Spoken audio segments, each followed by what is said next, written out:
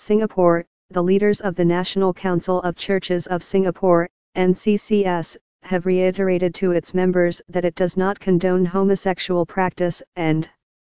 considers the homosexual lifestyle as sinful and unacceptable.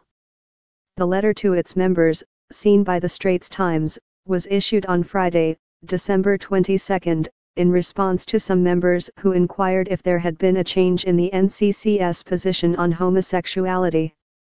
This follows an article published in the Sunday Times on December 17, which reported that there is now a growing acceptance among Christians of the idea that homosexuality itself is not wrong, even though a majority of them continue to believe that homosexual acts are a sin.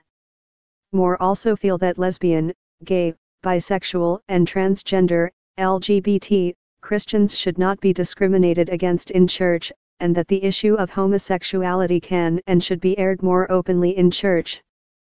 The NCCS, which represents more than 250 churches of diverse Christian traditions and denominations, said it wishes to assure all members that its position on homosexuality has not changed. In holding firmly to the Bible as the authoritative standard for its faith and practice, NCCS exhorts Christians to care for all persons and for one another with the love of Christ our Lord, said the letter. The Council referred members to a statement made in July 2003, which said the Church has historically and consistently held the view that the practice of homosexuality is clearly incompatible with the teachings of the Christian faith. Still, while rejecting homosexual acts as sinful, the NCCS said it is also empathetic that homosexuals should be regarded and treated no less as persons of worth and dignity, and rejects homophobia and every kind of discrimination against homosexuals. While the NCCS theological and moral position on homosexuality has not changed, the Council's commitment to care for same-sex attracted persons causes our member churches to keep seeking appropriate and compassionate ways to relate and reach out to them with the life-changing power of our faith, namely the gospel of forgiveness and new life in Jesus Christ, it added.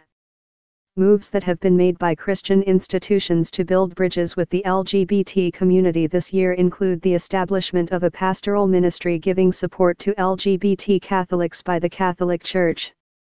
The Ethos Institute for Public Christianity, a Christian think tank formed by the NCCS, Trinity Theological College and the Bible Society of Singapore, also launched a study in April to understand how LGBT Christians feel about how their churches and the wider Singapore Church are engaging them, as well as on LGBT issues. The NCCS said the extensive survey has been completed, and that the Ethos Institute will be organizing a closed-door meeting next year, 2018, to share its findings and examine their ramifications with member churches.